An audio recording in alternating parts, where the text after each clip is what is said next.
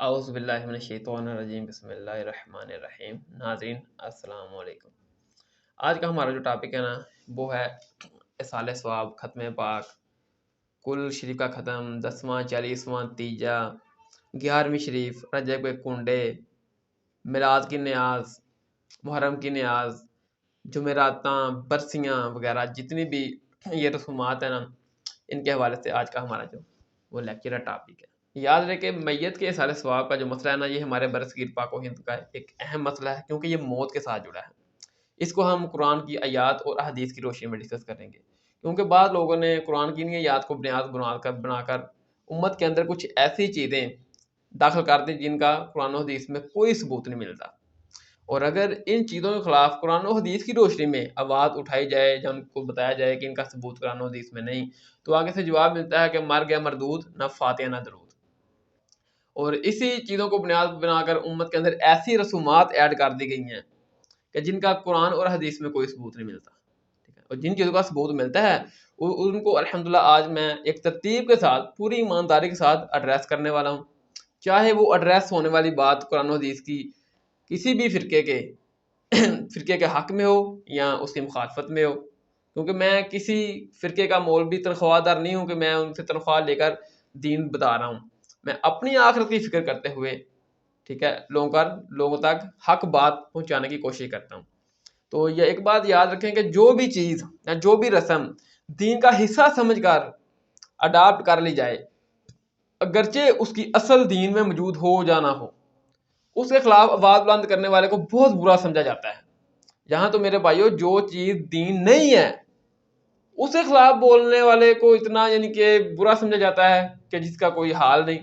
مثال کے طور پر شادی کے موقع پر جو بھی رسومات ہیں، مہندی کے موقع پر مخنث وغیرہ، خسرے وغیرہ کے یہ وہ ڈانس وغیرہ ہوتا ہے، یا عورتیں ایسا لباس پہنتی ہیں کہ بالکل عیاں نظر آتی ہیں، ننگی نظر آتی ہیں، تو ان کے خلاف اگر کوئی بندہ کوئی گائیڈ کرے یا بولے تو کیا جواب ملتا ہے کہ بھائی تو بڑا مولوی ایک ہل گیا تو سانوں مل گئے ہیں۔ اس قسم کے تکیہ کلام آپ کو سننے کو ملیں گے۔ تو جو چیزیں لوگوں نے دین کا حصہ سمجھ کر اپنائی ہوئی ہیں ان کے خلاف کوئی بولے گا یہ وہ تو آپ کی ایسی کی تیسی پھر کے رکھ دیں گے۔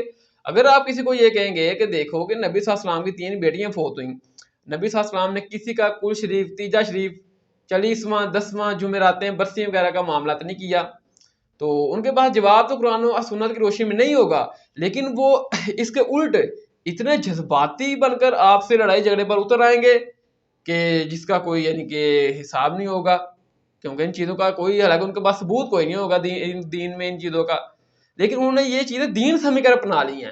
تو جو چیزیں دین سمجھ کر اپنا لی جاتی ہیں نا، اگرچہ وہ دین نہ ہوں، لوگ پھر اس کے اوپر اس طرح لڑنے مرنے پہ اوپر اتر آتے ہیں، اور سب سے پہلے وہ لوگ سامنے آئیں گے جنہوں نے جی برے سال میں 5 وقت نماز نہ پڑھی ہو، اور ان موقعوں کے اوپر اس طرح سامنے آ کر جان لینے کے اوپر اتر آئیں گے جیسے ان سے بڑا دین پر عمل کرنے والا کوئی ہے نہیں، اور یہ دین کی کوئی ایسی ایکٹیویٹی ہے ضروری کہ اگر یہ اب اس پر عمل نہ کیا تو دین جو نا وہ جاتا رہے گا، یا دین کا کوئی حصہ جو نا اسکپ ہو جائے گا۔ اور حقیقت میں نماز کا طریقہ، نماز جنازے کا طریقہ ان سے پوچھا جائے تو ان کو کبھی نہیں آئے گا، ٹھیک ہے۔ تو آج کا ہے جو ہمارا یہ جو ٹاپک ہے نا، یہ ٹوٹل 6 پوائنٹ کے اوپر مشتمل ہوگا۔ پوائنٹ نمبر 1 میں ہم قرآن مجید، فرقان حمید کی یاد سے یہ کل شریف، تیجا شریف، 10واں 40واں جمعرات، 11ویں شریف، محرم کی نیاز، میلاد کی نیاز، ان کو ڈسکس کریں گے، اور پوائنٹ نمبر جو باقی 5 ہیں ان میں ہم احادیث کی روشنی میں ان چیزوں کو ڈسکس کریں گے۔ تو پوائنٹ نمبر جو 1 ہے اس میں سورۃ الانعام کی آیت نمبر 118 تا 121 کو ہم ڈسکس کریں گے۔ اعوذ باللہ من الشیطان الرجیم، بسم اللہ الرحمن الرحیم۔ فَكُلُوا مِمَّا ذُكِرَ اسْمُ اللَّهِ عَلَيْهِ إِن كُنتُم بِآيَاتِهِ مُؤْمِنِينَ، تم کھاؤ اس میں سے جس پر اللہ تعالیٰ کا نام لیا گیا اگر تم اس کی آیتیں مانتے ہو۔ اللہ تعالیٰ ذات بیان کر رہی ہے کہ اس چیز میں سے کھاؤ جس پر اللہ کا نام لیا گیا، یا ذبح کے وقت اللہ کا نام لیا گیا، یا اللہ کے تقرب کے لیے کوئی چیز یا صدقہ یا خیرات کی گئی، اس میں سے کھاؤ اگر تم اس قرآن کی آیات کو مانتے ہو۔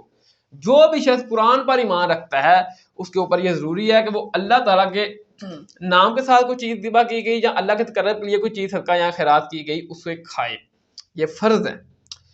اور تمہیں کیا ہوا کہ اس میں سے نہ کھاؤ جس پر اللہ کا نام لیا گیا، وہ تم سے مفصل بیان کر چکا جو کچھ تم پر حرام ہوا۔ اللہ تعالیٰ ذات بیان کر رہی ہے کہ تمہیں کیا ہوا ہے کہ تم اس چیز میں سے کیوں نہیں کھا رہے جس پر ذبح کے وقت اللہ کا نام لیا گیا، جو یعنی کہ جس چیز کو بسم اللہ واللہ اکبر پڑھ کر تکبیر پھیری گی اس میں سے کھاؤ، جو حدیث ہے نا یہ صحیح بخاری میں 5558 اس کا نمبر ہے 5558۔ نبی صلی اللہ علیہ وسلم نے 2 چت کبرے مینڈے ذبح کیے، آپ نے اپنے پاؤں مبارک ان کے اوپر رکھے اور بسم اللہ واللہ اکبر پڑھ کر ان کو ذبح کیا، تکبیر پھیری۔ تو جس جانور کے اوپر ذبح کے وقت یہ تکبیر پڑھی جائے بسم اللہ واللہ اکبر، اسے کھاؤ۔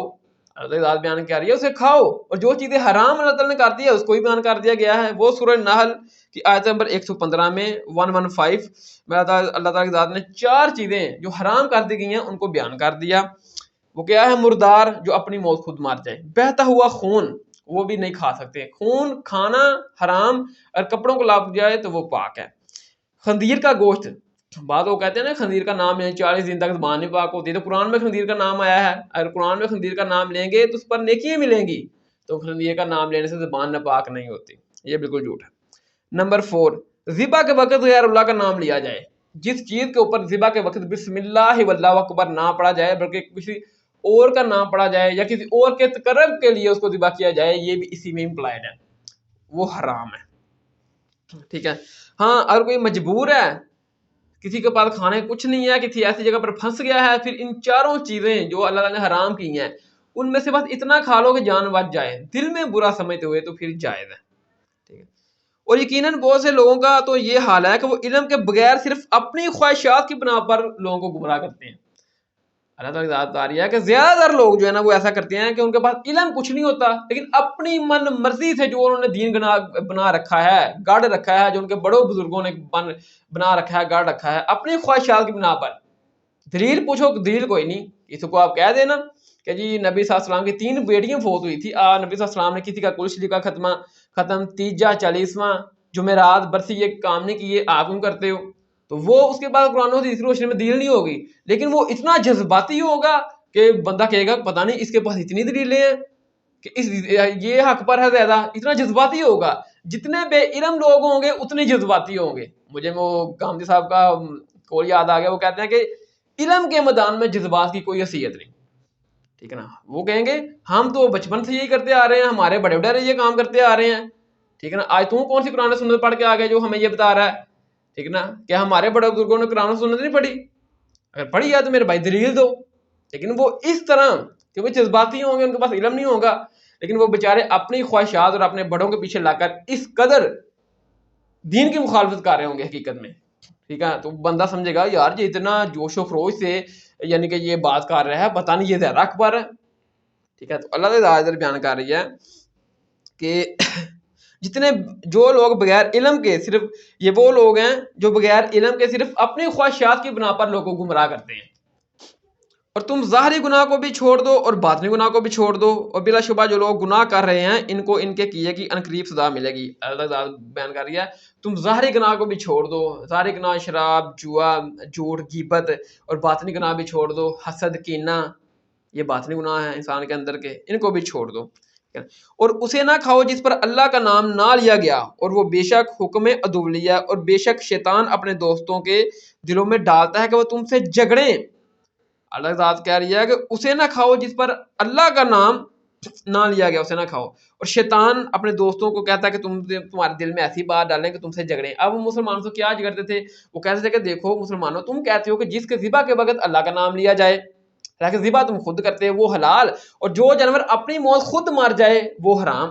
یہ کیسی بات ہوئی کہ یعنی کہ جو جانور اپنی موت خود مرے، اسے کوئی نہ مارے، کوئی ذبح نہ کرے، وہ اپنی موت خود مرے، حقیقت میں اس کو اللہ نے مارا، اللہ نے اس کو موت دی، کیونکہ ہر جاندار کو موت تو اللہ تعالیٰ کی ذات دیتی ہے، اور جو اپنی موت خود مرا حقیقت میں وہ اللہ تعالیٰ کی طرف سے اس کو موت آئی اور وہ مرا، اسے تو اللہ نے مارا اور وہ حرام۔ اور جسے تم خود اپنے ہاتھوں سے ذبح کرو اسے تم مار رہے ہو اور وہ حلال، یہ کیسی بات ہے؟ اب دیکھو کیسی عقلی دلیل دیتے تھے۔ تو اللہ تعالیٰ نے کہا کہ ان کی باتوں میں نہیں آنا، یہ ہیں شیطان کے دوست اصل میں، جو تمہارے دلوں میں ڈالتے ہیں اور تم سے جھگڑتے ہیں، اور اگر تم ان کا کہنا مانو تو اس وقت تم مشرک ہو جاؤ گے۔ اگر تم ان کے پیچھے چلے جاؤ گے اس طرح تو تم بھی ان کے ساتھ جا ملو گے، ٹھیک ہے نا۔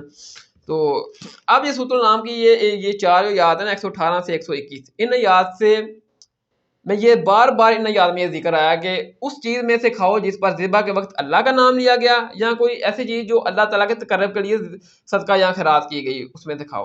اب ان یاد سے دو رزلٹ ہمارے سامنے آئے۔ نمبر 1، مومن کی نشانی ہے کہ وہ اللہ تعالیٰ کے نام پر دیے گئے میں سے کھاتا ہے۔ اللہ کے نام پر جو جانور ذبح کیا گیا یا اللہ کے تقرب کے لیے جو چیز صدقہ یا خیرات کی گئی، مومن کی نشانی کہ وہ اس میں سے کھاتا ہے۔ اب اسی بات کو چند لوگوں نے دلیل بنایا، بریلویوں نے اور چند اپنا دیوبندیوں نے، اور کہا کہ جی تمہیں کیا ہو گیا ہے، ہم بھی سامنے کھانا رکھتے ہیں، اس پر اللہ کا کلام پڑھتے ہیں، سورۃ البقرہ پڑھتے ہیں، پھر پھونک مارتے ہیں، دعا کرتے ہیں، تو تم کیوں نہیں کھاتے؟ ٹھیک ہے نا۔ اور وہ پھر کہتے ہیں کہ وہ اسی چیز کو دلیل بناتے ہیں، کہتے ہیں دیکھو قرآن میں آیا کہ جس چیز پر اللہ کا نام لیا جائے اور اسے نہ کھاؤ گے تو تم مشرکین میں سے ہو جاؤ گے۔ تو لہٰذا جو لوگ 11ویں شریف اور کل شریف اور محرم کی نیاز، میلاد کی نیاز نہیں کھاتے، وہ تو کافر ہیں، وہ مشرک ہیں ان یاد کے تحت۔ تو وہ کہتے ہیں کہ دیکھ لو، حالانکہ اللہ کے بندو ادھر اللہ کے اسم کا ذکر ہو رہا ہے، کلام اللہ کی بات نہیں ہو رہی۔ جس چیز پر اللہ کا اسم، جس کے ذبح کے وقت اللہ کا اسم پکارا جائے، ٹھیک، مثال کے طور پر اگر آپ ایک مرغی لیں یا بکری لیں، وہ آپ ذبح کرتے وقت بسم اللہ واللہ اکبر نہ پڑھیں، اللہ کا اسم نہ لیں، آپ سورۃ البقرہ پڑھ کے تکبیر پھیر دیں، وہ جانور حرام رہے گا، کبھی حلال نہیں ہوگا۔ تو ادھر بھی اللہ کے اسم کا ذکر ہو رہا ہے، ٹھیک ہے نا، اللہ کا اسم ذکر کرنا ہے، کلام اللہ کی تو بات نہیں ہو رہی۔ ذبح کرتے وقت اللہ کا اسم نام لیں گے، بسم اللہ واللہ اکبر، جو صحیح بخاری میں ہے، حلال ہے۔ اگر ذبح کرتے وقت آپ پوری سورۃ البقرہ پڑھ دیں گے، وہ جانور حرام ہو جائے گا، ٹھیک ہے۔ تو دوسری چیز جو ہے وہ، جو دوسرا رزلٹ ہے، وہ جس چیز پر ذبح کے وقت اللہ کا نام نہ لیا جائے اسے کھانا حرام اور گناہ ہے، چاہے وہ حلال چیز ہی کیوں نہ ہو۔ جیسے میں نے مثال دی نا کہ مرغی حلال ہے، بکری حلال ہے، اگر ان کے ذبح کے وقت اللہ کا نام نہ لیا جائے، بسم اللہ واللہ اکبر نہ پڑھا جائے، اور آپ سورۃ البقرہ پڑھ کر تکبیر پھیر دیں، تو وہ حرام ہی رہے گی۔ اس کے بالکل الٹ، اگر کوئی فاسق مسلمان، شرابی، زانی، جھوٹ بولنے والا، غیبت کرنے والا فاسق مسلمان ہو، وہ یا ایون کوئی عیسائی یا یہودی بھی ہو جو اہل کتاب ہو، وہ اللہ کا نام لے کر جانور کو ذبح کرے تو وہ حلال ہے، کیونکہ سورۃ المائدہ کی آیت نمبر 5 کے تحت اللہ تعالی ذات نے اہل کتاب یہودیوں اور عیسائیوں کا مسلمانوں کے لیے ذبیحہ بھی حلال کر دیا اور ان کی عورتوں سے نکاح بھی حلال کر دیا۔ اب بعض لوگ کہتے ہیں کہ جی وہ اس وقت کے اہل کتاب اور تھے، آگے کے اہل کتاب اور ہیں۔ اللہ کے بندو، اس وقت کے اہل کتاب بھی مشرک تھے، لیکن اللہ تعالی کی ذات نے اہل کتاب مشرک اور بت پرست مشرکوں میں فرق کیا۔ بالکل اسی طرح ہمیں بھی جو کلمہ گو مشرک ہیں اور جو غیر کلمہ گو مشرک ہیں ان میں فرق کرنا چاہیے۔ یہ نہیں کہنا چاہیے یہ جو بریلوی ہے نا کلمہ گو مشرک، یہ تو مشرکین مکہ سے بھی گئے گزرے ہیں۔ میں نے خود ایک اہل حدیث کی مسجد میں جمعہ پڑھنے کے لیے گیا، تو ادھر مولانا صاحب خطبے میں بیان دے رہے تھے کہ یہ جو بریلوی ہے نا، یہ تو مشرکین مکہ سے بھی گئے گزرے ہیں۔ اللہ کے بندو خدا خوف کرو، بریلوی تو نبی صلی اللہ علیہ وسلم کے نام کے اوپر اپنی جان کی ہزاروں کروڑوں لاکھوں جانیں دینے کے اوپر فوراً تیار ہو جاتے ہیں، ٹھیک ہے، چاہے ان کو جھوٹی ان کے بعد لگا دی جائے کہ فلاں نے گستاخی کیا تو وہ اس کو قتل کر ڈالتے ہیں۔ مشرکین عرب تو نبی صلی اللہ علیہ وسلم کو گالیاں دیتے تھے، آپ کو مارتے تھے، آپ کو نکال دیا مکہ سے ان ظالموں نے۔ تو یہ آپ کمپیئر کر رہے ہیں۔ اور اسی طرح آپ دوسری طرف دیکھ لیں، اپنا میں سوشل میڈیا کے اوپر دیکھ رہا تھا، ایک پیر نما تھا جہاں بریلوی تھا غالباً، وہ کہہ رہا تھا میں ہندو تو ہوں لیکن وہابی نہیں ہوں۔ کہنا جی میں ہندو ہیں، من ہندو کہہ رہا ہے لیکن وہابی نہ کہا جائے۔ اللہ دے بندے ہندو تے شرک کر دینے، نبی صلی اللہ علیہ وسلم دی ذات نوں نہیں مانتے۔ وہابی جڑے نے وہ تے اہل توحید نے، اللہ تعالیٰ دی ذات دی ایسی توحید وہ پیش کر دینے کہ کوئی دوسرا فرقہ انہاں مقابلے توحید نہیں پیش کر سکتا، ٹھیک ہے نا۔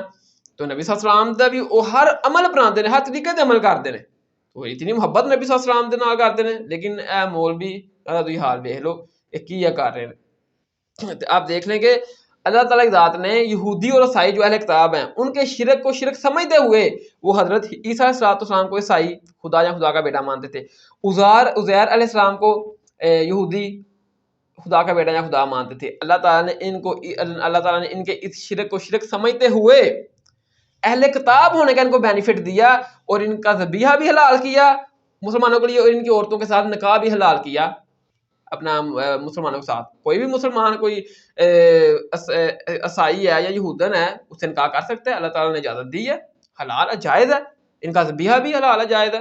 اور ہمیں بھی اگر کوئی کلمہ گو مسلمان ہے تو اگر اس کے عقیدے میں کوئی خرابی ہے، کوئی شرک والا معاملہ اس میں ملتا ہے تو اس کی اصلاح کریں، اگر نہیں ہو رہی اس کے باوجود، کیونکہ وہ اہل قرآن ہے، اہل قرآن ہونے کی وجہ سے اس کا ذبیحہ بھی حلال ہے حلال ہوگا اور ان کی عورتوں سے نکاح بھی حلال ہوگا، ٹھیک ہے. لیکن ہمارے ادھر مولوی دیکھ رہے ہیں قربانی کے موقع کے اوپر، آپ اگر کوئی بریلوی ہے وہ کسی اہل حدیث کے قربانی میں حصہ ڈالے گا، اہل حدیث کہیں گے یہ تو مشرک ہے، یہ تو مشرک ہے، بریلوی ہے مشرک ہے، دیوبندی ہے مشرک ہے، اس کا حصہ قربانی میں ڈالو گے ساری ہماری قربانی بھی ضائع، اس کی بھی ضائع، کیونکہ یہ تو مشرک کافر ہے، ٹھیک ہے. اور دوسری طرف اگر اہل حدیث جو نا وہ بریلویت میں ڈالنے لگیں گے، وہ کہیں گے یہ تو گستاخ رسول ہے اہل حدیث، اس کا حصہ اگر ڈالو گے یہ تو کافر ہے مشرک ہے گستاخ رسول ہے، اس کا اگر اس حصہ اگر ڈالو گے تو ہماری قربانی بھی ضائع ہو جائے گی. اس طرح شیعہ ہو گئے، بریلوی ہو گئے، دیوبندی ہو گئے، تو شیعہ ہو گئے، سارے اس طرح معاملات کو لے کر چل رہے ہیں. حالانکہ اللہ کے بندو یہ جو اہل قرآن کے مسلمان ہیں یہ اہل کتاب سے بھی گئے گزرے ہیں. اللہ تعالیٰ ذات نے اہل کتاب کا ذبیحہ اور ان کی عورتوں سے نکاح حلال قرار دیا، صرف ان کے شرک کو شرک سمجھتے ہوئے، صرف اہل کتاب ہونے کا ان کو بینیفٹ دیا. تو ہمارے جو کلمہ کو اہل قرآن پائی ہیں، کیا یہ اہل کتاب سے بھی گئے گزرے ہیں کہ اگر ان کے عقیدے کوئی مسئلہ ہے تو آپ اصلاح کرنے کے بجائے ان کے اوپر فتوے ٹھوک رہے ہیں؟ تو ان کا بھی ذبیحہ حلال اور عورتوں سے نکاح جائز ہے، ٹھیک ہے. تو اب اپنا 4 پوائنٹ آپ سمجھ لیجئے، 4 کیٹیگری ہیں. 2 کیٹیگریاں وہ ہیں کہ وہ ایسی کیٹیگری ہیں کہ اگر جن میں ذبح کے وقت اللہ کا نام لیا جائے تو وہ حلال ہیں، اور 2 کیٹیگری ایسی ہیں کہ جن کے اوپر ذبح کے وقت اگرچہ اللہ کا نام لیا جائے لیکن وہ حرام رہیں گی. نمبر 1، اگر آپ نے صرف گوشت کھانے کے لیے جانور ذبح کرنا ہے تو آپ ذبح کے وقت پڑھیں گے بسم اللہ واللہ اکبر اور وہ حلال ہوگا، گوشت کھا لیں گے. نمبر 2، اگر آپ ذبح کے وقت بسم اللہ واللہ اکبر تکبیر پڑھتے ہیں اور پیچھے آپ کی نیت ہے کہ اس کا اصال ثواب ہم غوث اعظم کی رکوع کریں گے اور ہم یہ اس کی 11ویں شیش دلا رہے ہیں، تو اس کو ہم اجتہاداً ناجائز سمجھتے ہیں، اجتہاداً ناجائز سمجھتے ہیں، جائز نہیں ہے، جائز نہیں سمجھتے، ٹھیک ہے نا. اور اس کے اوپر حرام کا فتویٰ نہیں لگ سکتا کسی صورت، تو یہ بھی کھانا جائز ہو گیا. تو تیسری کیٹیگری وہ ہے کہ اگر آپ جانور ذبح کرتے وقت تکبیر پڑھتے ہیں بسم اللہ واللہ اکبر اور پیچھے آپ کی نیت یہ ہے کہ اس کا اصالہ ثواب ہم غوث اعظم کو کریں گے، 11 شد لائیں گے اور اس کی وجہ سے ہماری گھر کی پریشانی ختم ہوگی، ہماری مصیبتیں ٹال جائیں گی. اب یہ وہ خصوصیات ہے جو صرف اللہ تعالیٰ کی صفتیں ہیں، وہ صفتیں آپ نے غوث اعظم میں ڈال دی، اب یہ ہو جائے گا شرک اور یہ خالصتاً حرام اس کو کھانا ہو جائے گا، یا آپ کھائیں گے تو یہ حرام ہے اگرچہ اس کے اوپر آپ نے اللہ کا نام لے کر ذبح کیوں نہ کیا ہو.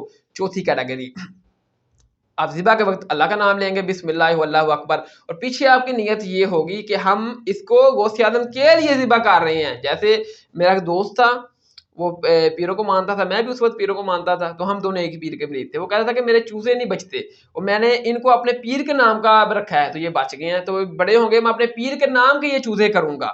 تو ان کے اوپر بھی گرچہ آپ ذبح کے وقت اللہ کا نام لیں گے لیکن کریں گے پیر کے لیے، تو یہ بھی 100% حرام ہو جائے گا. اس میں ایک حدیث ہے صحیح مسلم میں 5126 5126 کہ حضرت علی رضی اللہ تعالیٰ عنہ کے پاس ایک شخص آیا، اس نے اگر کہ اے علی کیا نبی صلی اللہ علیہ وسلم نے کوئی ایسی چیز دین کے طور پر آپ کو تعلیم فرمائی ہے جو باقی لوگوں کو تعلیم نہ فرمائی ہو؟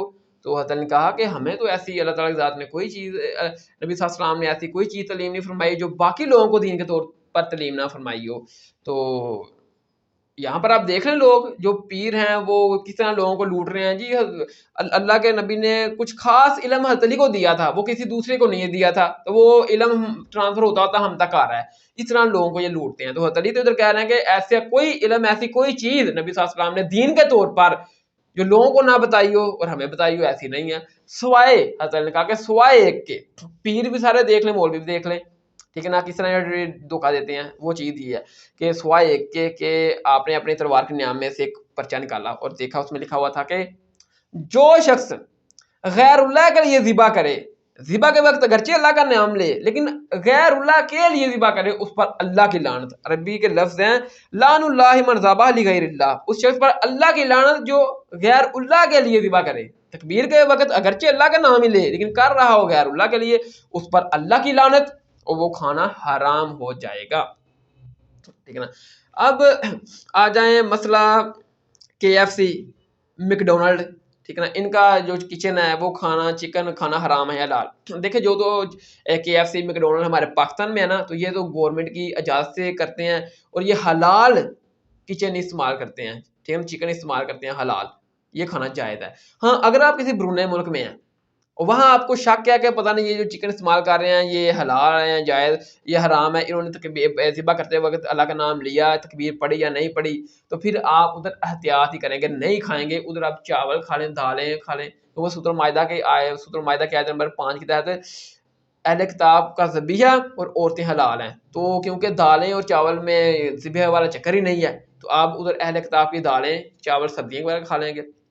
ایک ہمارا جدید اسکالر ہے یوسف قرضاوی صاحب، انہوں نے صحیح بخاری کی ایک حدیث سے یہ رزلٹ بھی نکالا ہے کہ اگر کوئی یہودی عیسائی غیر مسلم ہو اور وہ ذبح کے وقت اللہ کا نام نہ لے اور وہ کھانا پک کے جب آپ کے سامنے آ جائے اور آپ کھاتے وقت کھانے سے پہلے بسم اللہ پڑھ لیں تو وہ کھانا حلال ہوگا۔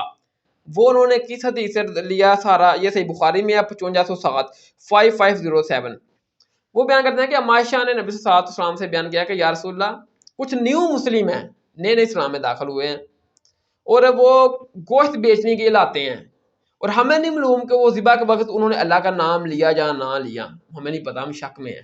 تو نبی صلی اللہ علیہ وسلم نے کہا کہ جب تم کھانے لگو نا وہ گوشت پکا کر تو کھانے سے پہلے بسم اللہ پڑھ لیا کرو تو کھا لیا کرو۔ اور انہوں نے اس حدیث سے نکالا کہ دیکھیں عائشہ نے پوچھا کہ ہمیں نہیں معلوم کہ ذبح کے وقت انہوں نے اللہ کا نام لیا یا نہیں لیا، تو نبی صلی اللہ علیہ وسلم نے کہا کہ کھانا کھانے سے پہلے بسم اللہ پڑھ لیا کرو تو یہ حلال ہو جائے گا۔ اللہ کے بندو اس سے رزلٹ نکالا کہ غیر مسلم کا بھی آپ بغیر ذبیحہ حلال ہے۔ حالانکہ اس حدیث میں الفاظ ہے کہ نیو مسلم، وہ نئے نئے مسلمان ہوئے ہیں، تو عائشہ نے شک ظاہر کیا کہ نئے نئے مسلمان اسلام کو پریکٹس کر رہے ہوتے ہیں، بندہ بھول بھی جاتا ہے نیا کوئی بھی کام سیکھ رہا ہو، تو ادھر شک ظاہر کیا نبی صلی اللہ علیہ وسلم نے کہ ادھر یعنی کہ اگر آپ کو شک ہے وہ مسلمان، غیر مسلم ادھر شامل نہیں ہے، مسلمان ہے، شک ہے، مسلمان کا ذبیحہ ایسا جس میں آپ کو شک ہے کہ انہوں نے پہلا ذبح کے وقت اللہ کا نام لیا یا نہیں لیا، وہ بسم اللہ پڑھ کے آپ کھا لیں گے۔ غیر مسلم کا ذبیحہ نہیں، اہل کتاب اور باقی غیر مسلم اس میں شامل نہیں ہے۔ جہاں آپ کو شک ہوگا کہ غیر مسلم ہے تو پتہ نہیں انہوں نے ذبح کے وقت اللہ کا نام لیا یا نہیں لیا، وہاں آپ نہیں کھائیں گے، وہ حرام ہی رہے گا۔ لیکن یوسف قرضاوی صاحب نے اس حدیث سے یہ رزلٹ لیا، تو ان کی اپنی رائے ہے، ٹھیک ہے۔ تو برابر میرے نزدیک تو یہ نہیں ہے، صرف یہ جو نئے مسلمان ہیں، مسلمان کا ذبیحہ اگر آپ کو شک ہو کہ یہ بھول گیا ہے یا کوئی سو مسئلہ ہے، وہ آپ کھانے سے پہلے بسم اللہ پڑھ کے کھا لیں گے، وہ حلال ہوگا۔ لیکن غیر مسلم کا جہاں آپ کو کنفرم ہے کہ غیر مسلم ذبح کے وقت اللہ کا نام نہیں لیتے، ان کا ذبیحہ حرام ہی رہے گا، وہ بسم اللہ پڑھ کے بھی حلال نہیں ہوگا۔ تو بسم اللہ ویسے بھی کھانے سے پہلے پڑھنی چاہیے، ٹھیک۔ اب اس گفتگو کے تحت سورۃ المائدہ کی آیت نمبر 3 بہت اہم ہے۔ سورۃ المائدہ کی آیت نمبر 3 میں شریعت محمدیہ صلی اللہ علیہ وسلم کے فائنل احکامات آئے ہیں، ٹھیک ہے نا، اور اس میں 11 چیزیں اللہ تعالیٰ نے حرام کی ہیں، تو ہم 5 آج کے لیکچر میں ڈسکس کریں گے، باقی 6 پھر کبھی کریں گے۔ تم پر حرام کیا گیا مردار، خون اور خنزیر کا گوشت، اور جس پر اللہ کے سوا دوسرے کا نام پکارا گیا ہو، یعنی کہ ذبح کرتے وقت بسم اللہ واللہ اکبر تکبیر کے بجائے کسی اور کا نام لیا گیا ہو یا کسی اور کے تقرب کے لیے ذبح کیا گیا ہو، تو اور جو آستانوں پر ذبح کیا گیا ہو، یہ اصل چیز جس سے ریلیٹڈ گفتگو ہونی ہے، اور جو آستانوں پر ذبح کیا گیا ہو، جیسے ہمارے بھی دربار ہیں، آستانے ہیں، تو مشرکین جو مکہ تھے نا ان کے بھی آستانے تھے، بت خانے تھے، کیا کرتے تھے کہ بت جو تھے نا وہ بھی پہلے اللہ کے نیک بندے تھے پہلے دور میں، پھر وہ فوت ہو گئے نیک لوگ، اور لوگوں نے بعد میں ان کے بت بنا کر ان سے یعنی کہ التجائیں کرنے شروع کر دی کہ آپ اللہ کے نیک بندے ہو تو آپ اللہ تعالیٰ کے حضور ہماری سفارش کریں کہ ہماری بارش برس جائے، ہماری فلاں پریشانی ہے وہ حل ہو جائے۔ نبی صلی اللہ علیہ وسلم نے فرمایا تھا نا کہ یہی کام یعنی کہ آج کے دور میں ہمارے لوگ بھی کر رہے ہیں، کہ ادھر شہباز قلندر کا ہی میں دیکھ رہا تھا کہ بت بنا لیا ان لوگوں نے، شہباز قلندر کا ہی بت بنا لیا، ان کا بھی یہ بھی اس طرح منتیں مانگ رہے ہوتے ہیں کہ جی ہماری فلاں پریشانی حل ہو جائے، ہماری فلاں پریشانی حل ہو جائے۔ تو نبی صلی اللہ علیہ وسلم نے فرمایا تھا نا کہ تم بھی یہود اور نصارہ کے طریقے کے اوپر ہی چل پڑو گے مسلمانوں، ٹھیک ہے۔ پھر نبی صلی اللہ علیہ وسلم نے فرمایا کہ قیامت اس وقت تک قائم نہیں ہوگی جب تک میری یعنی کہ یہ امت کے لوگ بھی بتوں کی پوجا کرنے والے لوگوں سے ہی جا ملیں گے۔ تو آپ دیکھ لیں کہ وہ جو مشرکین عرب تھے وہ بھی بتوں کی، وہ نیک لوگ فوت ہو گئے ان کے بت بنا لے اور ان کے آگے التجائیں کرنے شروع کر دیں کہ یہ لوگ اللہ تعالیٰ کے حضور ہمارے سفارشی بنیں گے۔ آج یہ مسلمان بھی آپ دیکھ لیں جتنے بھی دربار ہیں، داتا دربار ہیں، غوثیان کا دربار ہے، بابا فرید کا دربار ہے، شہباز قلندر کا دربار ہے، شہباز قلندر کا ہی بت بنا لیا، اور ان ساروں کے اوپر جا کر کہتے ہیں کہ یہ ہمارے اللہ تعالیٰ کے حضور سفارشی ہیں اور یہ ہماری فلاں مشکل حل کر دیں گے، ہماری فلاں پریشانی حل کر دیں گے۔ تو اور جو آستانوں پر ذبح کیا گیا ہو، یعنی کہ جو بت خانے ہیں وہاں پر بھی جو جانور ذبح کیا جائے اگرچہ ذبح کے وقت اللہ کا نام لیا جائے تو وہ حرام رہے گا. کیوں؟ کیونکہ بت خانے جو ہے نا وہاں شرک ہوتا ہے. کیونکہ اللہ کے علاوہ جب آپ کسی جو فوت شدہ ہے جو آپ کے سامنے موجود ہیں اس سے مانگیں گے، اس سے التجا کریں گے، وہ آپ کی پریشانی حل کرنے کی طاقت رکھتا ہے آپ کے عقیدے کے مطابق، تو گویا آپ نے اس کو رب مان لیا، وہ شرک ہو جائے گا. تو جس جگہ پر شرک ہوتا ہوگا نا ادھر آپ اللہ کے نام کی بھی نظر و نیاز نہیں دے سکتے. یہ حدیث ہے ابو داؤد میں 3313 اس کا نمبر ہے 3313. ثابت بن ضحاک بیان کرتے ہیں کہ ایک صحابی نبی صلی اللہ علیہ وسلم کے پاس آئے اور آ کر کہ اے اللہ کے رسول میں نے نظر مانی ہے کہ میں مقام بوانا کے اوپر جا کر ایک اونٹ اللہ کی راہ میں یعنی کہ ذبح کروں گا. انہوں نے نظر مانی تھی. تو نبی صلی اللہ علیہ وسلم نے کہا کہ نبی صلی اللہ علیہ وسلم نے 2 سوال کیے، بڑے اہم سوال ہیں. نبی صلی اللہ علیہ وسلم نے کہا کہ دیکھو مقام بوانا جس مقام کا تم نام لے رہے ہو اس کے اوپر کہیں زمانہ جاہلیت میں کسی بت کا میلہ تو نہیں لگتا تھا، بت کی پوجا تو نہیں کی جاتی تھی؟ اس نے کہا نہیں یا رسول اللہ. تو پھر دوسرا سوال کیا کہیں ادھر ان لوگوں کا میلہ تو نہیں لگتا تھا جو بتوں کی آگے بتوں سے التجائے کرتے ہیں، بتوں کے آگے آگ چڑھاوے چڑھاتے ہیں؟ آپ نے فرمایا کہ نہیں. تو پھر آپ نے کہا کہ اپنی نظر پوری کرو. اب آپ نے 2 سوال کیوں کیے کہ ادھر بتوں کی بات تو نہیں ہوتی تھی؟ اب دیکھیں کہ نبی صلی اللہ علیہ وسلم نے بتوں کی بات ہوگی تو شرک ہوگا. عبادت یہ نہیں کہ ادھر آگے نماز پڑھنی ہے. جب آپ اس سے مانگیں گے وہ فوت ہو چکا ہے، ٹھیک ہے نا. بت بھی جو تھے وہ پہلے آدمی تھے، نیک لوگ تھے، وہ فوت ہو گئے تو مشرکین عرب نے ان کے بت بنا لے اور ان کے آگے التجائے کرنے شروع کر دیں کہ ہمارے یہ سفارش کریں گے اللہ تعالیٰ کے حضور. تو جب آپ کسی فوت شدہ سے مانگیں گے تو وہ شرک ہو جائے گا ایٹومیٹیکلی، ٹھیک ہے نا. تو نبی صلی اللہ علیہ وسلم نے کہا کہ کہیں بت تو نہیں تھے وہاں؟ اس نے کہا کہ نہیں. آپ نے شرک سے بچایا اپنی امت کو، کہ شرک سے اس قدر آپ نے بچایا. دوسرا کیا کہ یا کہیں ایسے لوگوں کا وہاں میلہ تو نہیں لگتا جو اس قسم کی منتی ادھر آ کر مانگتے ہیں؟ اس نے کہا نہیں. آپ نے بتایا کہ پھر اپنی نظر پوری کرو، کیونکہ اگر اس قسم کے لوگ وہاں آئیں گے آپ اللہ کی نظر اور نام کی نظر نظر کریں گے تو لوگ اور پرموٹ ہوں گے، لوگ اور کھانے کو آئیں گے اور ادھر آ کر شرک کریں گے اور ادھر آ کر منتیں مانگیں گے، تو یہ شرک کا معاملہ بڑھتا چلا جائے گا. تو نبی صلی اللہ علیہ وسلم نے اپنی امت کو شرک سے بچایا، ٹھیک ہے نا. تو جس جگہ پر اللہ کی نافرمانی ہو، شرک ہوتا ہو، وہاں آپ اللہ کے نام کی بھی نظر نہیں پوری کر سکتے، اللہ کے نام کی نظر و نیاز بھی نہیں دے سکتے. تو ہم میرے بھائیو داتا کا دربار ہے، بابا فرید الدین گنج شکر ہے، غوث اعظم ہے، شہباز قلندر ہے، جتنے بھی یہ معروف دربار ہیں، آپ مجھے بتائیں کس دربار کے اوپر اللہ کی نافرمانی نہیں ہو رہی، کس دربار کے اوپر شرک نہیں ہو رہا. ہمارے اپنے بریلویوں کے، دیوبندیوں کے، شیعوں کے ایون مفتی حضرات کہہ رہے ہیں کہ ان سے بچو، درباروں پر جانے سے منع کیا ہے. اعلیٰ حضرت نے فتوی لکھے ہیں کہ ان کے اوپر نہیں جانا، درباروں کے اوپر مدارات کے اوپر جانے سے منع کیا ہے، ٹھیک ہے. تو آج لوگ نہیں باز آ رہے، وہی کام کر رہے ہیں. تو لہٰذا ان درباروں کے اوپر اللہ کے نام کی بھی آپ نظر نیاز نہیں دے سکتے، وہ حرام ہے اس آیت کے تحت اور اس حدیث کے تحت، ٹھیک ہے. تو اس میں دیکھیں کہ ایک اور حدیث ہے ابو داؤد میں 1099 کہ نبی صلی اللہ علیہ وسلم نے، اب میں بتا رہا ہوں کہ نبی صلی اللہ علیہ وسلم نے شرک سے کس قدر بچنے کی تلقین اپنی امت کو کی. کہ نبی صلی اللہ علیہ وسلم کے سامنے ایک صحابی خطبہ دے رہے تھے، وہ خطبہ دیتے ہوئے انہوں نے کہہ دیا کہ جی جس نے اللہ اور اس کے رسول کی فرما برداری کی اور جس نے ان دونوں کی نافرمانی کی. تو نبی صلی اللہ علیہ وسلم نے کہا کہ تو چلا جا، تو بہت برا خطیب ہے. اب اس جملے میں کوئی خرابی نہیں تھی، لیکن نبی صلی اللہ علیہ وسلم کی آپ دیکھیں اپنی امت کو شرک سے بچنے کی کس قدر آپ نے تلقین کی. اس صحابی نے جب کہا نا کہ جس نے اللہ اور اس کے رسول کی اطاعت کی، اللہ اور رسول کو علیحدہ کیا، خالق اور مخلوق کو علیحدہ کیا. ظاہر نبی صلی اللہ علیہ وسلم مخلوق ہے، اللہ تعالیٰ کی ذات خالق ہے. اور جس نے ان دونوں کی نافرمانی کی، جب اس نے اللہ اور اس کے رسول کو ایک جملے میں بند کر دی، ان دونوں کی، تو نبی صلی اللہ علیہ وسلم نے سوچا ہوگا کہیں لوگ یہی نہ سمجھ رہے ہیں کہ ان دونوں کو یعنی کہ ایک مساوات نہ پیدا ہو جائے کہ اللہ اور اس کا رسول ایک ہی ہیں، جیسے آج کل ہمارے لوگوں کے بھی عقیدے رہے ہیں جی اللہ رسول ایک ہی ہے جی، بس اللہ آسمانات ہوئے تو رسول اللہ نے اپنی شکل سے نیچے بھیج دیتا ہے. اس قسم کے عقیدے ہیں پیروں کے، وہ کہتے ہیں اللہ رسول ایک ہی ہے، جرا انہوں نے 2 آنکھیں وہ کافر ہے. حالانکہ نبی صلی اللہ علیہ وسلم کی اب تلقین دیکھیں اپنے صحابی کو بچنے کی شرک سے. نبی صلی اللہ علیہ وسلم نے فرمایا کہ تو نے یہ کیوں کہا کہ جو ان دونوں کی، تو بہت برا خطیب ہے، تو چلا جا. یعنی کہ خالق اور مخلوق کو، اللہ اور اس کے رسول کو ایک جملے میں نہیں آپ نے بیان کرنے دیا، اس قدر کہ کہیں یہ مساوات نہ پیدا ہو جائے اللہ اس کے رسول کی صحابہ کے دلوں میں. ایک اور حدیث ہے، یہ مسلم امام احمد میں ہے، 3247 کا نمبر ہے 3247 کہ ایک صحابی نے کہا کہ یا رسول اللہ جو اللہ چاہے اور جو آپ چاہیں. تو نبی صلی اللہ علیہ وسلم نے کہا کیا تو مجھے اللہ کے برابر شریک ٹھہرا رہا ہے کہ جو اللہ چاہے اور جو میں چاہوں؟ تو یوں کہ جو اکیلا تنہا اللہ چاہے۔ اب میرے بھائیوں مجھے بتاؤ کہ اس صحابی کا کیا یہ کیتا تھا کہ وہ نبی صلی اللہ علیہ وسلم کو اللہ کے برابر شریک ٹھہرا رہا تھا؟ ٹھیک ہے نا؟ جدھر جو یہ لوگ دلیلیں دیتے ہیں جو جا کر قبروں پر سجدہ کرتا ہے وہ کہتے ہیں کہ نہیں یہ کون سی وہاں جا کے تسبیح پڑھتے ہیں، ان کے دلوں میں کیا یہ نیت ہے کہ یہ ہم خدا کو سجدہ کر رہے ہیں، یعنی کہ خدا کو سجدہ کر رہے ہیں، وہ صرف دربار پر سجدہ کر رہے ہیں۔ ٹھیک ہے نا؟ اس قسم یہ الٹی دلیلیں دیتے ہیں۔ تو وہ صحابی کا کیا یہ کیتا تھا کہ وہ اللہ تعالیٰ نبی صلی اللہ علیہ وسلم کو اللہ تعالیٰ کے برابر شریک ٹھہرا رہا تھا؟ اس نے کہا جو اللہ چاہے اور جو آپ چاہیں۔ نبی صلی اللہ علیہ وسلم نے فرمایا کیا تم مجھے اللہ کے برابر شریک ٹھہرا رہا ہے کہ جو اللہ چاہے اور جو میں چاہوں؟ تم یوں کہ جو اکیلا تنہا اللہ چاہے۔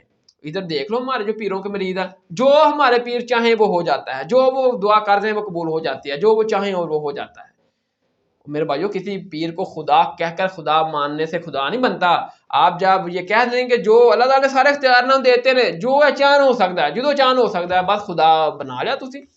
صحابی نے کیا اللہ دے رسول کو خدا بنانا ہے؟ اللہ دے رسول کو خدا مانتے رہے صحابہ اپنی زندگی مانتے رہے ہیں؟ صحابی نے صرف عام بات کی تھی کہ جو اللہ اور اس کے رسول کی اطاعت کرے اور جو ان دونوں کی نافرمانی کرے۔ نبی صلی اللہ علیہ وسلم نے کہا نہیں، اللہ اور اس کے رسول کو علیحدہ کر۔ کئی لوگوں کے دلوں میں مساوات نہ پیدا ہو جائے کہ اللہ رسول ایک ہی ہے جی، جیسے لوگ آج کرتے ہیں۔ کیا صحابی نبی صلی اللہ علیہ وسلم کو اللہ کے برابر سمجھتے تھے؟ صحابی نے یہ کہا کہ جو اللہ چاہے اور جو آپ چاہیں۔ تو نبی صلی اللہ علیہ وسلم نے کہا نہیں، تو یوں کہا جو اکیلا تنہا اللہ چاہے۔ صحابہ تو شرک کا سوچ نہیں سکتے تھے، لیکن پھر بھی نبی صلی اللہ علیہ وسلم نے اس قدر بچنے کی تلقین کی۔ اور اللہ تعالیٰ کے ذات نے نبی صلی اللہ علیہ وسلم کو کیا حکم دیا؟ سورۃ الانعام کے آیت نمبر 162 میں 162، اے محبوب صلی اللہ علیہ وسلم آپ فرما دیجئے ان لوگوں کو بے شک میری نماز، میری قربانی، میرا جینا، میرا مرنا خالصتاً اللہ کے لیے ہے۔ ٹھیک ہے نا؟ خالصتاً اللہ کے لیے، ہر چیز اللہ کے لیے۔ آپ نے یہ نہیں، اللہ تعالیٰ کے ذات نے یہ نہیں کہا، یہ نہیں فرمایا کہ جی اے نبی آپ یہ فرما دیجئے کہ میرا جو نا میری قربانی جو ہے نا وہ ذبح کے وقت تو اللہ کا نام ہے، لیکن اس کا یہ ہے حضرت آدم علیہ السلام کے لیے، ہے حضرت ابراہیم علیہ السلام کے لیے نہیں۔ آپ اللہ تعالیٰ نے کہا ہے محبوب آپ فرما دیجئے لوگوں کو کہ بے شک میری نماز، میری قربانی، میرا جینا، میرا مرنا سب کچھ خالصاً ایک کے اکیلے طرح اللہ کے لیے ہے۔ تو ادھر دیکھ لیں کیا سے کیا لوگوں نے دین کو بنا رکھا ہے۔ تو بہرحال وہ کدھر سے کدھر بات نکل گئی کہ جب اس نے کہا نا کہ اپنا صحابی نے کہ یا رسول اللہ میں مقام بوانا کے اوپر جا کر اونٹ ذبح کا نظر پوری کروں گا، تو نبی صلی اللہ علیہ وسلم نے کہا کیا وہاں بت خانے تو نہیں تھے، وہاں بتوں کی پوجا تو نہیں کی جاتی تھی؟ اس نے کہا نہیں۔ تو پھر آپ نے کہا کہ کیا ادھر ایسے لوگوں کا میلہ تو نہیں لگتا جو ادھر آ کر یعنی کہ شرکیہ کام کرتے ہوں، آ کر اللہ کی نافرمانی والے کام کرتے ہوں؟ اس نے کہا نہیں۔ آپ نے کہا کہ جاؤ نظر پوری کرو۔ تو جس جگہ پر اللہ تعالیٰ کی نافرمانی والا کام ہوتا ہو، جو اللہ کا ساتھ شرک ہوتا ہو، وہ اللہ کے نظر و نیاز، اللہ کے نام کی نظر و نیاز بھی دینا 100% حرام ہے۔ جیسے ہمارا ادھر دادا صاحب جب میرا لگتا ہے تو گجر دودھ لے کر جاتے ہیں، وہ حرام ہے میرے بھائی، وہاں سب شرک ہو رہا ہے۔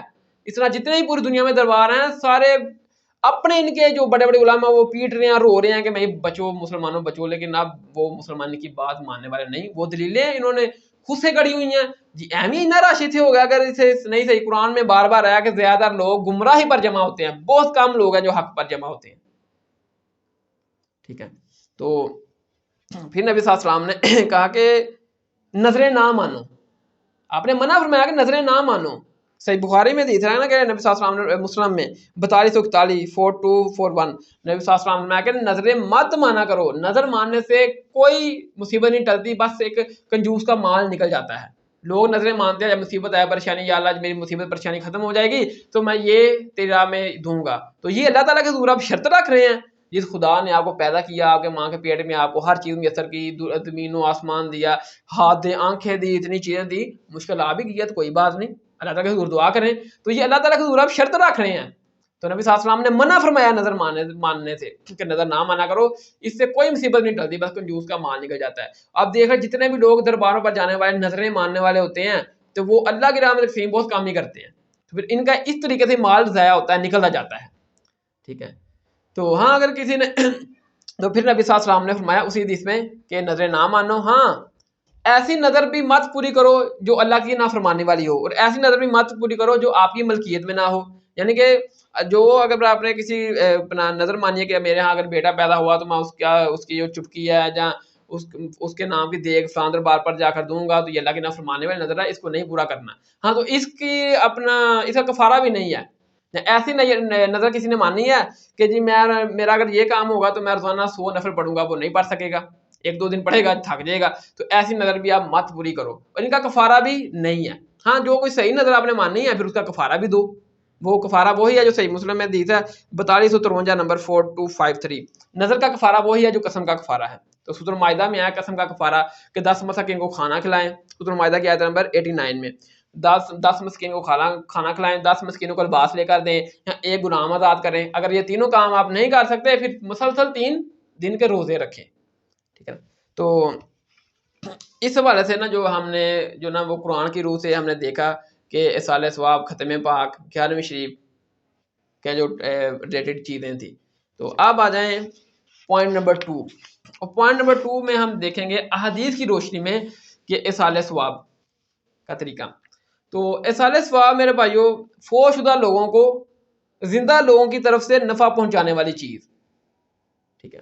تو اس میں جو نا وہ جس کے اوپر دعائے مغفرت، یہ ایک واحد طریقہ ہے جس کے اوپر اہل سنت اہل تشیع کا اجماع ہے. دعائے مغفرت میت کے لیے دعائے مغفرت کرنا. ٹھیک ہے. اس میں ہم ایک آیت ہے سورۃ الحشر کی آیت نمبر 10 اور باقی 22 احادیث کو ڈسکس کریں گے کہ دعائے مغفرت وہ طریقہ ہے اپنا میت کے لیے سال ثواب کا جس کے اوپر اہل سنت کہلانے والے تینوں گروہ بریلوی، دیوبندی، اہل حدیث اور اہل تشیع کا اجماع ہے. یہ ہے اصل بنیاد، باقی طریقے بعد میں آتے ہیں اور اس کی جڑ قرآن میں موجود ہے سورۃ الحشر کی آیت نمبر 10 میں. والذین جاءوا من بعدهم یقولون ربنا اغفر لنا ولاخواننا الذین سبقونا بالایمان ولا تجعل فی قلوبنا غلا للذین آمنوا ربنا انک رؤوف رحیم. اور جو ان کے بعد آئیں جو کہیں گے اے ہمارے پروردگار ہمیں بخش دے اور ہمارے ان بھائیوں کو بھی جو ہم سے پہلے ایمان لا چکے. کہ ایمان والے کہتے ہیں کہ یا اللہ ہمیں بھی بخش دے اور جو ہم سے پہلے ایمان کی حالت میں اس دنیا سے جا چکے ہیں ان کو بھی بخش دے. جیسے اعلیٰ حضرت نے بھی وصایا شریف میں نا صفحہ 13 کے اوپر اپنے جو وفات کے بالکل قریب انہوں نے اپنے بیٹے کو بلا کر نصیحت کی نا، اس میں بھی انہوں نے اپنے بیٹے کو یہ کہا کہ آپ نے اپنے لیے اور میرے لیے اللہ تعالیٰ کے حضور دعائے مغفرت کرتے رہنا ہے. تو وہ اس آیت کے تحت بالکل درست ہے. اور ایمانداروں کی طرف سے ہمارے دلوں میں کینہ نہ ڈال. اور جو ایماندار اس دنیا سے چلے گئے ہیں اگر وہ یعنی کہ ظاہر ہے کہ دنیا میں رہتے ہوئے ایک محلے میں رہتے ہوئے کسی کے ساتھ لڑائی جھگڑا ہو جاتا ہے، اس میں کوئی نہیں. اور کوئی ایک اگر زیادتی بھی کسی کے ساتھ کر دے اور زیادتی کرنے والا فوت ہو جائے اور جو پیچھے بچا ہے نا جس سے ہوئی ہے اسے معاف کر دینا چاہیے، اسے معاف کر دینا چاہیے، اس کو برا بلا نہیں کہنا چاہیے. یہ حدیث یعنی کہ مشکات میں بھی ہے 1664 کا نمبر ہے 1664 کہ نبی صلی اللہ علیہ وسلم نے فرمایا کہ فوت شدہ لوگوں کو برا بلا مت کہو کیونکہ وہ اپنے انجام کو پہنچ چکے ہیں اچھے تھے یا برے، وہ اب اللہ تعالیٰ کے پاس پہنچ چکے ہیں، ان کو برا بلا مت کہو. ٹھیک ہے. تو اسی چیز کو یعنی کہ وصایا شریف صفحہ 9 میں اعلیٰ حضرت نے بھی وصیت کے طور پر اپنے بیٹے کو کہا کہ جو لوگ یعنی کہ جن لوگوں کے بارے میں مجھ سے کوئی یعنی کہ حقوق کی ادائیگی میں کمی پیشی ہوئی ہے میں ان سے معافی مانگتا ہوں، اور جو لوگ یہاں موجود نہیں ہیں وہ میرے بیٹے ان کے پاس جا کر میرے لیے ان سے معافی طلب کرنا، کیونکہ جب انسان مار کے اللہ تعالیٰ کے پاس چلا جاتا ہے تو پھر اگلی منزلیں شروع ہو جاتی ہیں. تو یہ بھی اعلیٰ حضرت کی وہ قرآن کے تحت یہ وصیت ہے. ٹھیک ہے. تو اے ہمارے رب بے شک تو شفقت فرمانے والا مہربانی کرنے والا ہے. تو قرآن حکیم کی سورۃ الحشر کی آیت نمبر 10 کے تحت کہ ایمان والوں کی یہ روش، یہ نشانی بتائی گئی ہے کہ وہ اپنے سے پہلے جو ایمان کی حالت میں لوگ جا چکے ہوتے ہیں ان کے لیے دعائے مغفرت کرتے ہیں.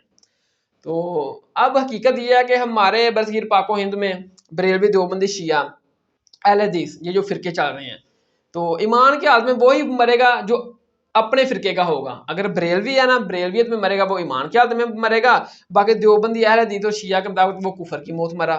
اس طرح اگر اہل حدیث ہے اہل حدیثوں کے نزدیک تو وہ ایمان کی حالت میں فوت ہوگا، باقی تینوں فرقوں کے نزدیک وہ کفر کی موت مرے گا. تو یہ ایک تلخ یعنی کہ ایک حقیقت ہے. اب دیکھیں حالیہ میں مفتی منیب الرحمان صاحب نے ایک دیوبندی کے نزدیک قریب پیچھے ایک نماز پڑھ لی تو کس طرح بریلوی اس کے اوپر جھپٹ پڑے. حالانکہ اتنا بڑا مفتی ہے، ان کا مفتی اعظم ہے جس کو یہ بولتے ہیں سارے فتوے مین فرینڈ کوئی بھی مسئلہ بنے وہ فرینڈ سے لیڈ کرتا ہے مفتی منیب الرحمان.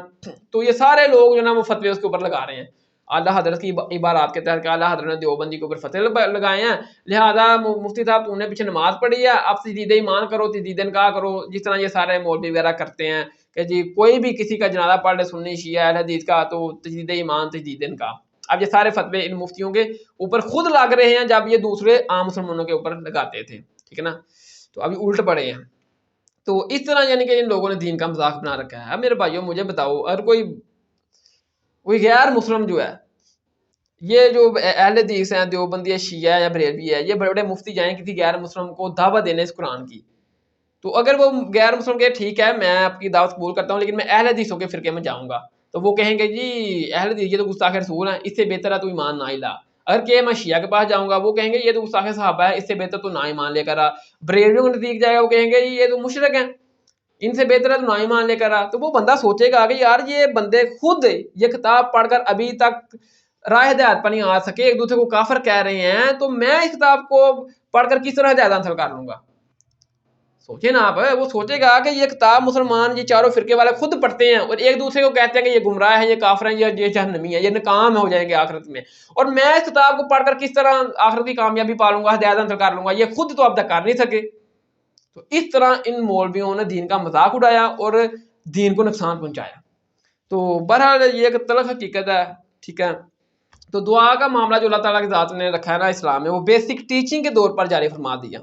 اس والے سے جو پہلی حدیث ہے نا وہ صحیح بخاری میں ہے 1240 کہ نبی صلی اللہ علیہ وسلم نے فرمایا کہ ایک مسلمان کے دوسرے مسلمان کے اوپر 5 حق ہیں۔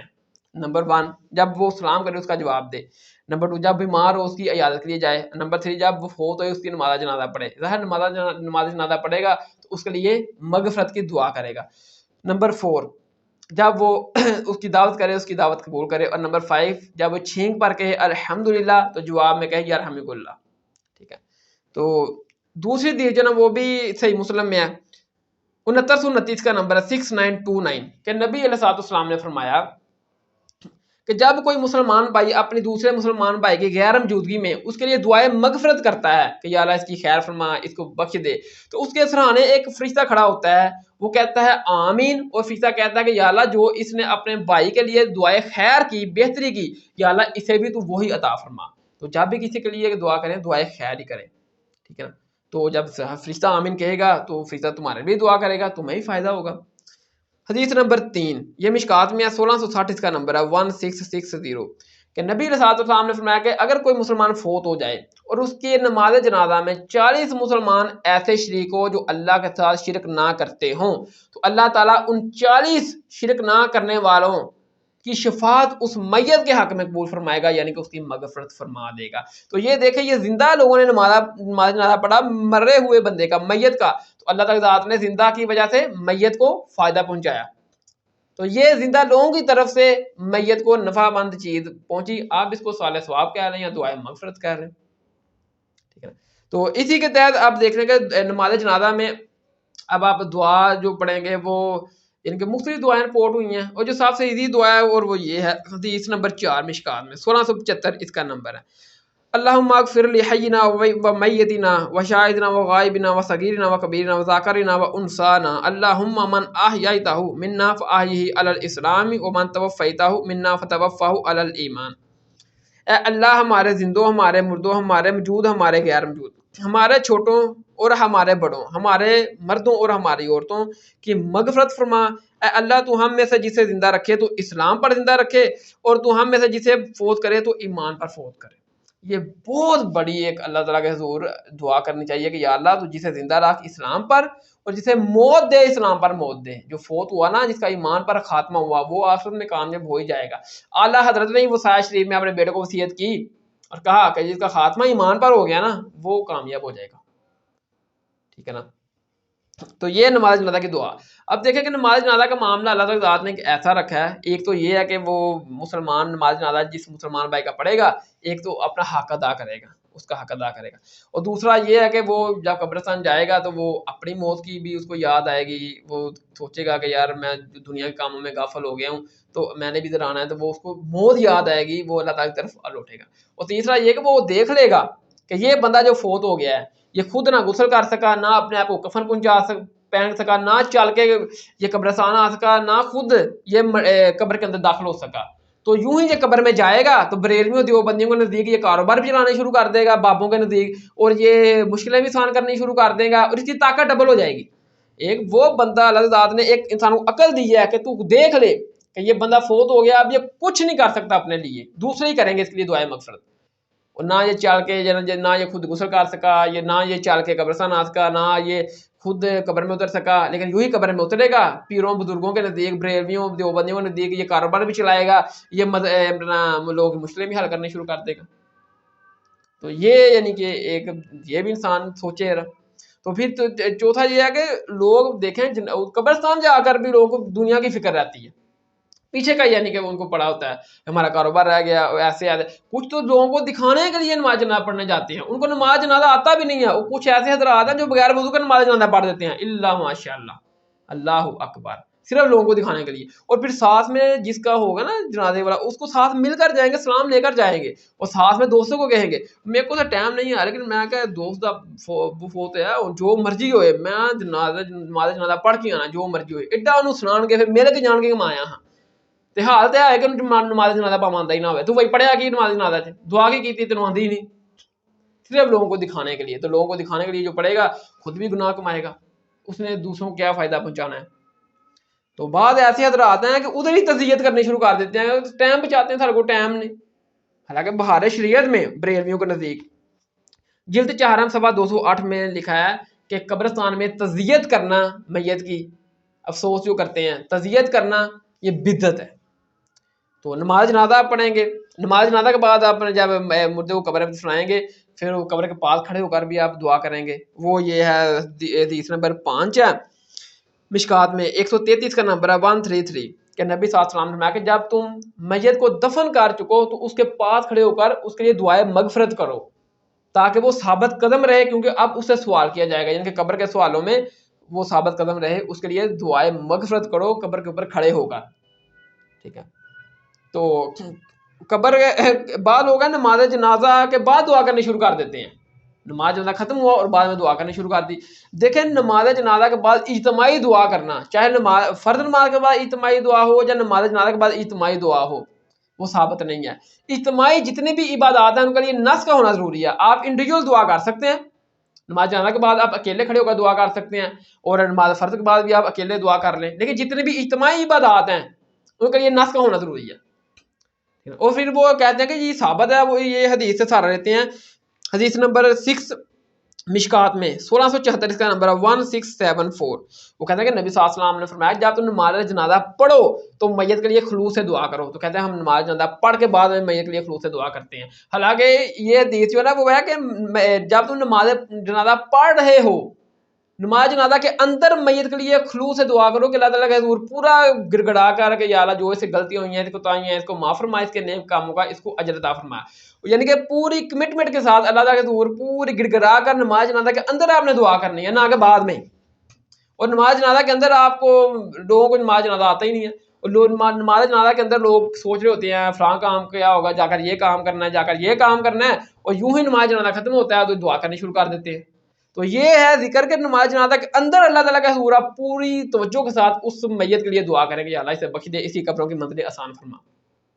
تو نماز جنازہ آپ پڑھیں گے، اس کے بعد میت کو جب دفنائیں گے ادھر آپ اس کے پاس کھڑے ہو کر دعائے مغفرت کریں گے میت کے لیے.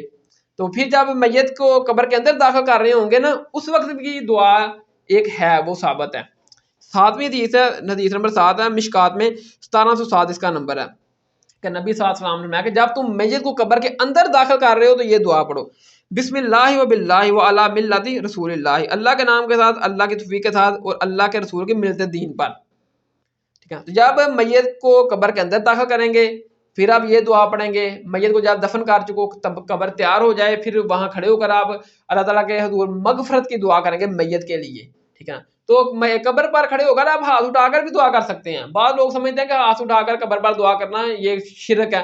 شرک تب ہوگا جب آپ میت والے سے، قبر والے سے مانگیں گے کہ میری فلاں مشکل حل کر دے، میرا فلاں کاروبار چلا دے، جس طرح لوگ مزارات پر جا کر کرتے ہیں.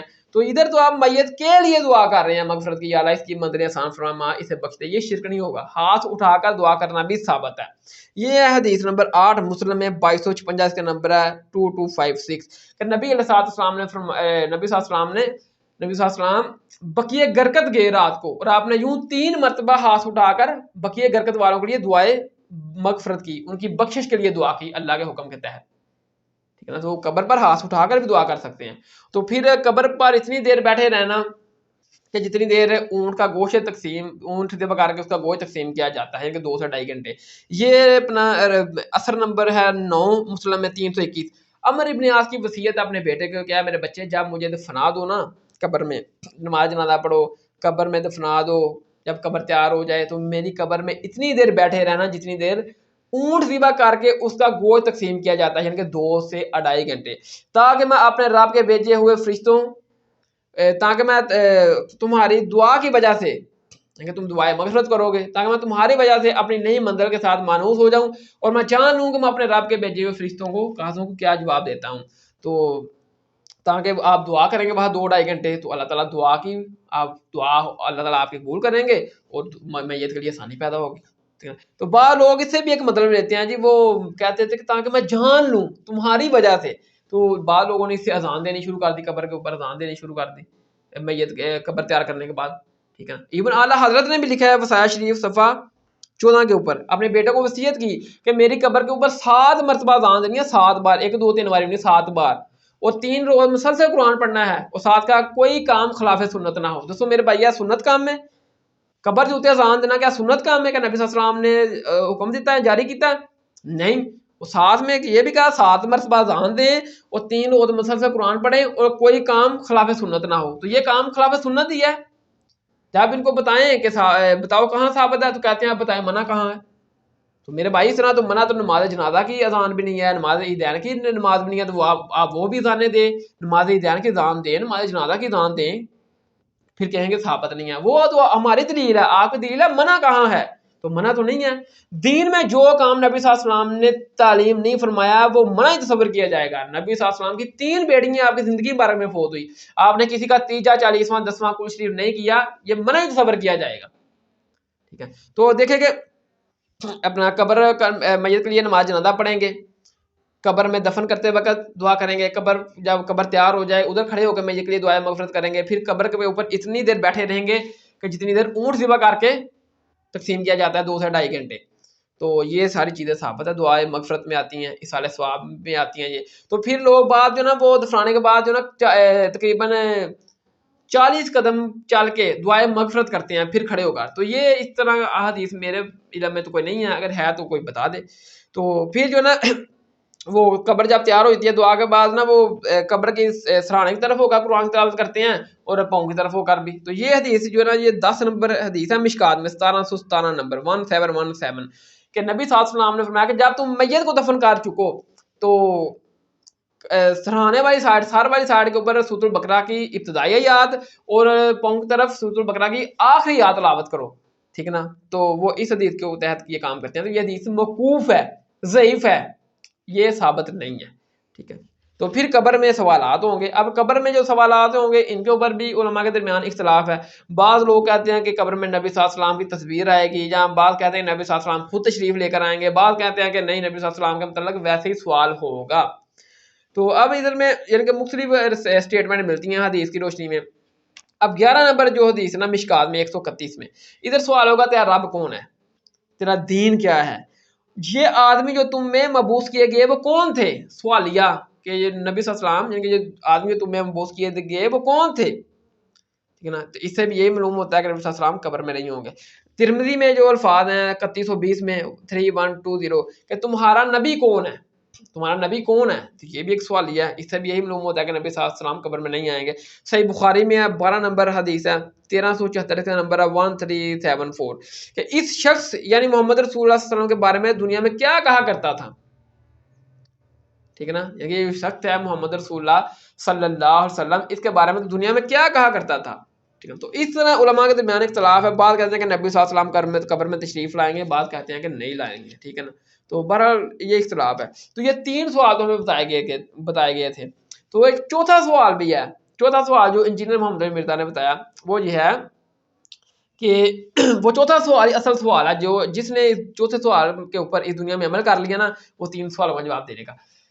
جب وہ فرشتے پوچھیں گے نا کہ تیرا رب کون ہے، تیرا دین کیا ہے، اور نبی صلی اللہ علیہ وسلم کے بارے میں سوال ہوگا، اور بندہ جو جواب دے لے گا پھر فرشتے کہیں گے تو نے جواب کہاں سے لیے. وہ کہے گا کہ میں نے یہ اللہ کی کتاب پڑھی، اس پر ایمان لایا اور نبی صلی اللہ علیہ وسلم کی پیغمبر رسالت کی تصدیق کی. تو اللہ کی کتاب پڑھی ہوگی تو آپ بتائیں گے نا. اگر اللہ کی کتاب ہی نہیں پڑھی ہوگی تو جواب کیسے دیں گے؟ نہ کسی ایسے بندے کو فالو کرو جس نے اللہ کی کتاب پڑھی ہو. ٹھیک ہے.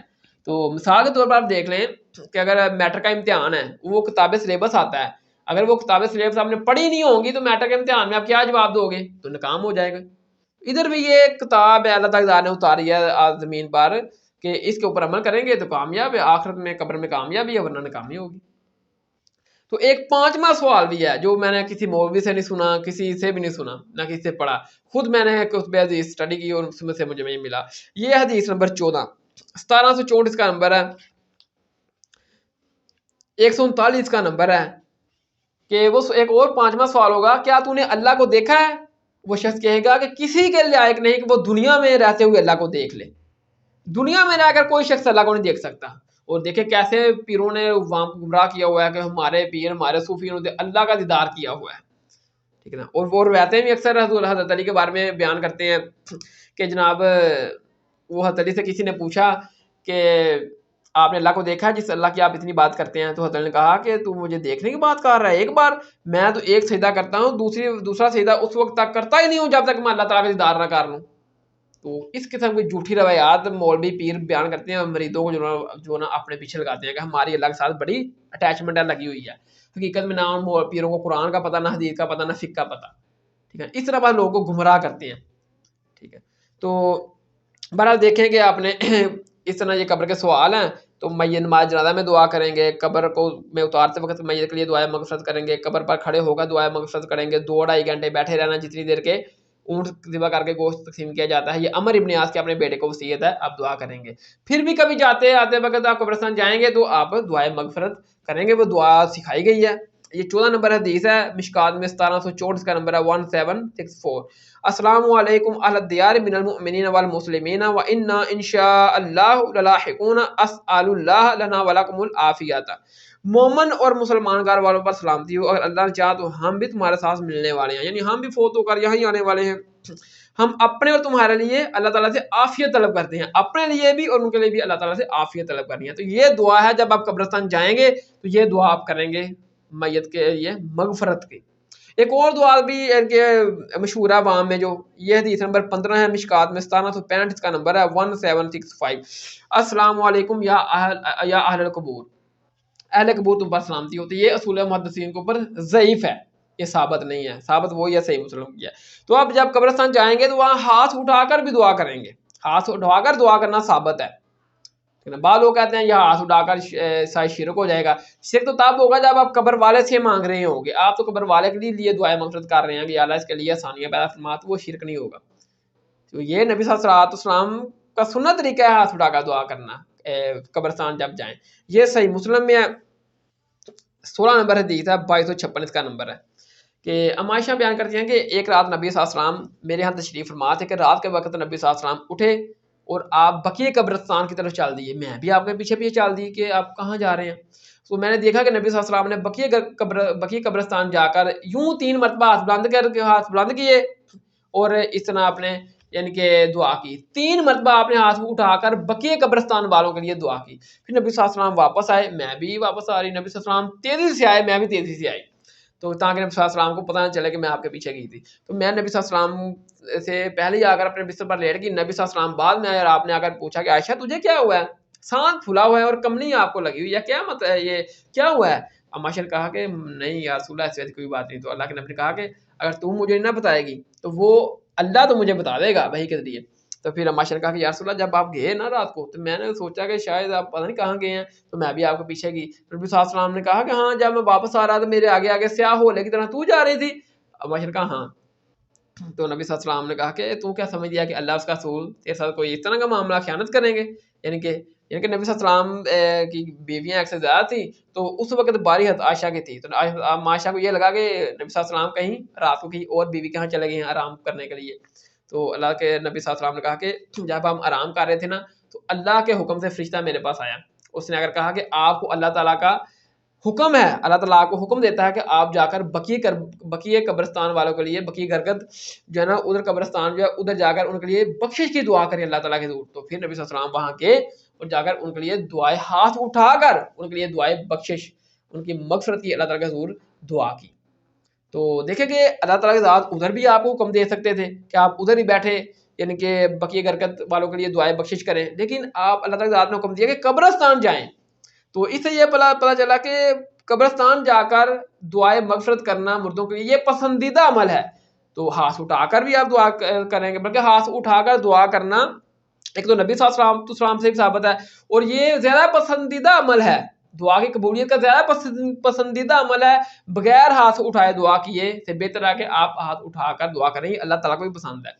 یہ حدیث ہے 17 نمبر المستدرک الحاکم میں ہے 1832 1830 کہ نبی صلی اللہ علیہ وسلم نے فرمایا کہ اللہ تعالیٰ کی ذات رحیم ہے، کریم ہے. اللہ تعالیٰ کی ذات حیا فرماتی ہے کہ جب کوئی بندہ اسے دعا ہاتھ اٹھا کر کرے اور وہ اس کو خالی اٹھا دے، یعنی کہ اس میں برائی نہ ڈالے. پھر ہاتھ اٹھا کر دعا کریں گے، پھر یوں چہرے پر پھیر کر نیچے گرانا بھی ثابت ہے. پھر ہاتھ اٹھا کر دعا کرنے کے بعد چہرے پر ہاتھ پھیر کر نیچے گرانا یہ بھی نبی صلی اللہ علیہ وسلم سے ثابت ہے. یہ حدیث نمبر 18 ہے مشکات میں 2245 کا نمبر ہے 2245 کہ نبی صلی اللہ علیہ وسلم جب بھی ہاتھ اٹھا کر دعا کرتے تو آپ چہرے پر ہاتھ پھیر کر یوں نیچے گرایا کرتے تھے. تو اب یہ حدیث نمبر 19 ہے مشکات میں 1763 کا نمبر ہے کہ نبی صلی اللہ علیہ وسلم اپنی والدہ کی وفات کے تقریباً 50 سال کے بعد آپ کی قبر مبارک پر گئے اپنی والدہ کی، اور وہاں جا کر آپ روئے اور آپ کے ساتھ آپ کے اصحاب بھی روئے. تو پھر نبی صلی اللہ علیہ وسلم نے کہا کہ دیکھو میں تمہیں قبروں پر جانے سے منع کیا کرتا تھا، اب قبروں پر جایا کرو کیونکہ قبروں پر جانے سے آخرت کی یاد آتی ہے. تو نبی صلی اللہ علیہ وسلم نے یہ عمل کر کے بتایا کہ قبروں کو لاوارث نہیں چھوڑنا، وہاں جانا ہے، ان کے لیے دعائیں مغفرت کرنی ہے، ان کو بلا نہیں دینا کہ یہ مر گئے ہیں، اب ان کو بلا نہیں دینا، ان کے لیے دعائیں مغفرت کرنی ہے. اور جا کر قبر والے سے نہیں مانگنا، جیسے میں نے حدیث بیان کی نا کہ اپنا ابو داؤد میں 20 نمبر یہ حدیث ہے 3313 نمبر 3313 کہ ایک صحابی نے مقام بوانا کے اوپر نظر مانے کہ میں مقام بوانا کے اوپر جا کر ایک اونٹ کی نظر پوری کروں گا. تو نبی صلی اللہ علیہ وسلم نے اس سے پوچھا کیا مقام بوانا کے اوپر کسی بت کی پوجا تو نہیں کی جاتی تھی زمانہ جاہلیت میں؟ کیا وہاں کوئی میلہ تو نہیں لگتا تھا ان لوگوں کا جو شرک کرتے ہوں؟ تو اس نے کہا نہیں. تو کہا جا کر نظر پوری کر لو. تو نبی صلی اللہ علیہ وسلم نے مزارات پر نہیں جانا ہے، اس کی بنیاد پر مزارات پر تو لوگ دنیا کے لیے جاتے ہیں، ہماری فلاں خواہش پوری ہو جائے، ہمارا فلاں کام ہو جائے، ادھر جا کے لوگ شرک کرتے ہیں. قبروں پر جانا ہے تاکہ آخرت کی یاد آئے، مزارات پر جا کر تو لوگ شرک کرتے ہیں. تو نبی صلی اللہ علیہ وسلم نے ادھر منع فرمایا کہ جس جگہ پر اللہ کی نافرمانی ہو، اللہ کے ساتھ شرک ہوتا ہو، ادھر آپ نے اللہ کے نام کی بھی نظر پوری نہیں کرنی، ادھر جانا ہی نہیں ہے. ٹھیک ہے. تو نبی صلی اللہ علیہ وسلم کا یہ عمل موجود ہے کہ آپ نے قبروں کا لوارث نہیں چھوڑنا. تو اس حوالے سے جو اصالہ ثواب کا ایک طریقہ ہے پہلا دعائیں مغفرت کرنا، جس کے اوپر اہل سنت اور اہل تشیع کا اجماع ہے، وہ یہ ہے کہ آپ نماز جنازہ کی صورت میں دعا کریں گے. ٹھیک ہے. پھر قبر نماز جنازہ پڑھیں گے، اس وقت آپ میت کے لیے دعائیں مغفرت کریں گے. قبر میں جب داخل کریں گے میت کے لیے دعائیں مغفرت کریں گے. قبر پر کھڑے ہو کر دعائیں مغفرت کریں گے.